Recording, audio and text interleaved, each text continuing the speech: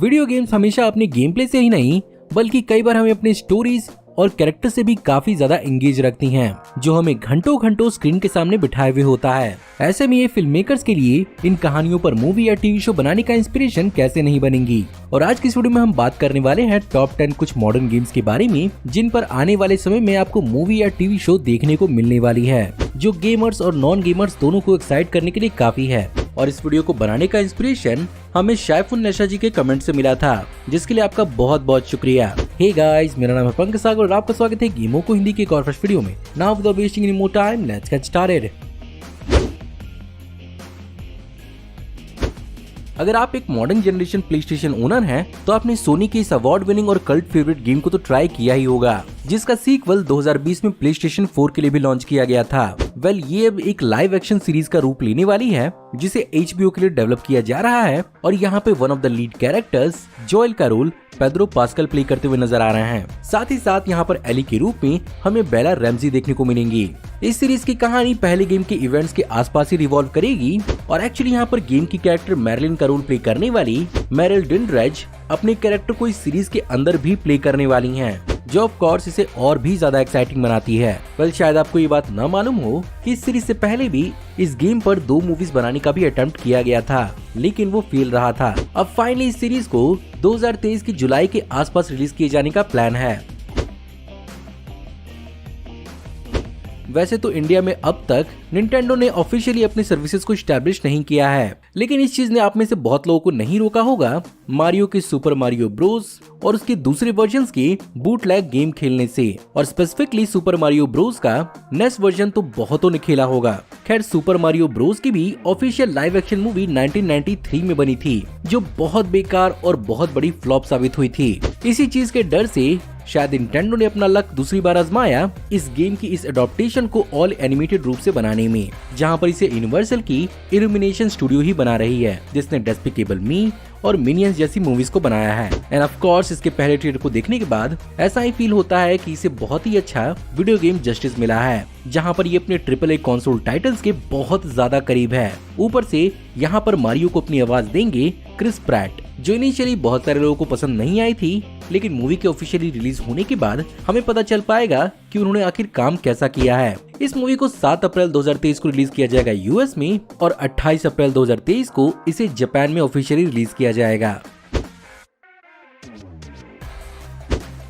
चाहे आप पुराने टूम रेडर गेम्स की बात करें या रिसेंटली रिबूटेड टूम रेडर गेम्स की बात करें, इस फ्रेंचाइजी के दोनों ही वर्जन के अपनी सेपरेट फैन बेसेस हैं। लेकिन यही चीज जब लाइव एक्शन मूवीज के अंदर उठ कर आई, तो इसने कुछ खास अच्छा कमाल नहीं दिखाया, चाहे आप बात करें पुरानी मूवीज की चाहे नई मूवी की। लेकिन अब नेटफ्लिक्स ने यहाँ पर जिम्मेदारी उठाई है इस फ्रेंचाइजी को एक नए तरीके से प्रेजेंट करने की, जहाँ पर इसे बेसिकली जापानीज एनिमे की तरह प्रेजेंट किया जाएगा। और यहाँ पर लीड लारा क्रॉफ्ट को अपनी आवाज मार्वल सिनेमैटिक यूनिवर्स के अंदर पेगी कार्टर का रोल प्ले करने वाली हेली एटवेल देंगी। कहानी basically kind of a road trip adventure की तरह होगी, जिसमें लारा क्रॉफ्ट एक्चुअली नए टेरिटरीज को एक्सप्लोर करेगी। इस एनिमे को डेवलप कर रही है पावर हाउस स्टूडियोज, जिसने नेटफ्लिक्स की पॉपुलर द कैसलवेनिया सीरीज को भी डेवलप किया है, जो खुद भी एक वीडियो गेम पर ही बेस्ड थी, जिसके कारण ऐसा लगता है कि ये चीज बहुत औसम हो सकती है। और फाइनली उम्मीद तो यही लगाई जा रही है कि शायद 2023 तक इस सीरीज को लॉन्च किया जाएगा। इलेक्ट्रॉनिक आर्ट्स और बायोवेयर की क्रिएट की हुई एक्शन RPG गेम मास इफेक्ट का एक बहुत बड़ा फैंडम है। यही रीजन है कि मास इफेक्ट पर तकरीबन 1 दशक से मूवी बनाने का प्लान किया जा रहा था, लेकिन ये एक्चुअली हो नहीं पाई। और अब ऐसे रूमर्स निकल कर आ रहे हैं कि यहाँ पर Amazon के साथ पार्टनरशिप करके इस पर एक Amazon TV शो को डेवलप किया जा रहा है, जिसे खुद डेडलाइन ने नवंबर 2021 में रिपोर्ट किया था। लेकिन अब तक इसकी कोई ऑफिशियल कंफर्मेशन नहीं मिल पाई है। अगर ये शो एक्चुअली बनाया जाता है, तो इस शो के कई सारे बेहतरीन आउटर स्पेस एलिमेंट्स और गैलेक्टिकल पॉलिटिक्स इस शो को अपने आप में एक लाइव एक्शन फ्रेंचाइजी बनाने में और इसकी सीक्वल्स और स्पिन ऑफ्स को डेवलप करने में बहुत ज्यादा हेल्पफुल होगी। एंड ऑफ कोर्स इसमें पैसे भी बहुत अच्छे खासे लगेंगे। उम्मीद करते हैं कि Amazon की तरफ से हमें जल्द ही कुछ सुनने को मिले। खैर, गैलेक्टिक पॉलिटिक्स को स्क्रीन पर दिखाना थोड़ा मुश्किल तो हो सकता है, लेकिन real life action packed sneaky combat को दिखाना, वो भी एनिमेटेड फॉर्म में, पूरी तरह से पॉसिबल है। और यही चीज करने वाली है नेटफ्लिक्स अपने द स्प्लिंटर सेल सीरीज के साथ, जहां पर एक्चुअली यूबीसॉफ्ट की ये फ्रेंचाइजी 2013 से ही किसी नए इंस्टॉलमेंट के साथ हमें नहीं दिखी है। लेकिन यहाँ पर नेटफ्लिक्स जॉन विक के राइटर डेरेक कोलस्टार्ट के साथ मिलकर इस एनिमेटेड सीरीज को लिख रही है। और ये बेसिकली हाफ आवर के 8 एपिसोड की एक एनिमेटेड सीरीज होने वाली है, जिसका पहला लुक एक्चुअली नेटफ्लिक्स ने 2021 में ही रिवील कर दिया था। End of course fast pace action के ऊपर जियोपॉलिटिकल ड्रामा और ऑसम गैजेट्स और वेपन्स इस सीरीज को बहुत सारे पोटेंशियल दे सकते हैं। अब देखते हैं कि 2023 में ये सीरीज हमें कब देखने को मिलती है। इंडिया में जब भी पोकेमॉन की बात आती है तो हम उसे बेसिकली एनिमे से एसोसिएट करते हैं, लेकिन सच तो ये है कि जापान ने इसे वेस्टर्न कंट्रीज के अंदर एक्चुअली अपने निंटेंडो के वीडियो गेम से पॉपुलर किया है, जिसके कारण इसकी आने वाली लाइव एक्शन पोकेमॉन सीरीज को एक वीडियो गेम फ्रेंचाइजी कंसीडर करना ही सही होगा। बाय द वे, इस सीरीज को पिछले साल से ही टीज किया जा रहा है और अब तक कोई ऑफिशियल अनाउंसमेंट और डेवलपमेंट हमें सुनने को नहीं मिली।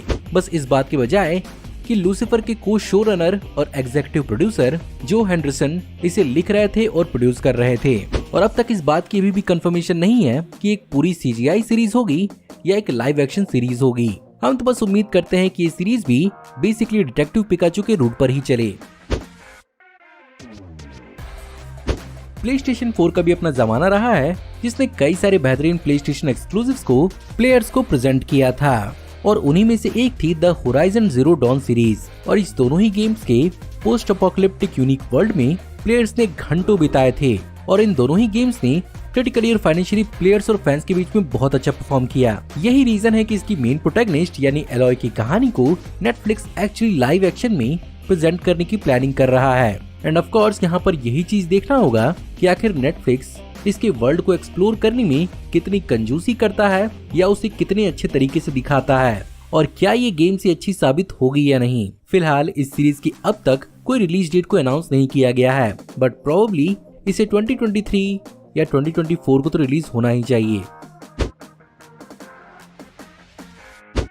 खैर, अगर PlayStation एक्सक्लूसिव से हटकर बात करें तो यहाँ पर कॉल ऑफ ड्यूटी का कोई न कोई वर्जन आपने अपने लैपटॉप या पीसी में तो खेला ही होगा। एंड ऑफ कोर्स ये मिलिट्री कॉम्बैट अपने गेम प्ले के साथ साथ अपनी स्टोरी के लिए भी काफी अच्छे से जाना जाता है। यही रीजन है कि इस पर एक लाइव एक्शन एडप्टेशन बनाना एक बहुत ही ऑब्वियस सा चॉइस होगा। एंड ऑफ कोर्स सिकारियो 2 मूवी के डायरेक्टर स्टेफानो सोरीमा भी इस वीडियो गेम फ्रेंचाइजी पर मूवी बनाने के लिए 2018 से तैयारी कर रहे हैं। साथ ही साथ इसके सीक्वल के भी स्क्रिप्ट की तैयारी जो रॉबर्ट कोल ने उसी दौरान कर दी थी, लेकिन रिसेंटली फरवरी 14, 2020 में स्टेफानो सोलीमा ने इस बात को कंफर्म कर दिया कि एक्टिविजन इस मूवी को लेकर उतना कुछ खास इंटरेस्टेड नहीं है, जिसके कारण शायद ये मूवी हमें देखने को ना मिले।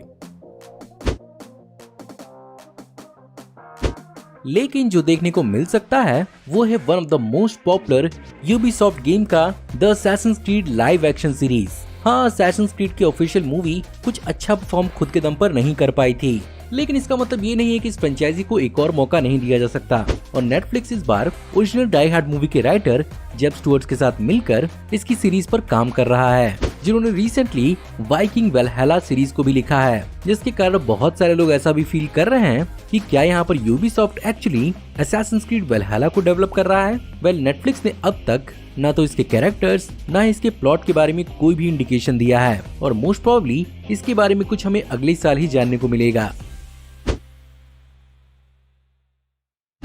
God of war PlayStation exclusive होने के बावजूद भी अपने रीबूट के साथ इस सदी की one of the biggest games में से एक बन चुकी है। एंड ऑफ कोर्स यहाँ पर उसकी माइथोलॉजी को लाइव एक्शन में एक्सप्लोर करना अलग अलग माइथोलॉजिकल स्टोरी आर्क्स को दिखाने का एक बेहतरीन सैंडबॉक्स बन सकता है, और इसके रूमर्स और रिपोर्ट पिछले ही साल से आना शुरू हो गए थे, जिसे फाइनली इस साल Amazon और सोनी ने एक साथ मिलकर कंफर्म कर दिया है। एंड मोस्ट प्रोबेबली ये सीरीज मॉडर्न गेम्स के रिबूट को ही फॉलो करने वाली है, जहाँ पर इस सीरीज को द एक्सपेंस सीरीज के मार्क फेरगस और हॉक ऑस्टली संभालने वाले हैं। फिलहाल इस सीरीज की क्या कास्ट होगी, इसकी क्या कहानी होगी और ये किस एरा में सेट होगी, इसके बारे में भी कुछ भी नहीं मालूम है।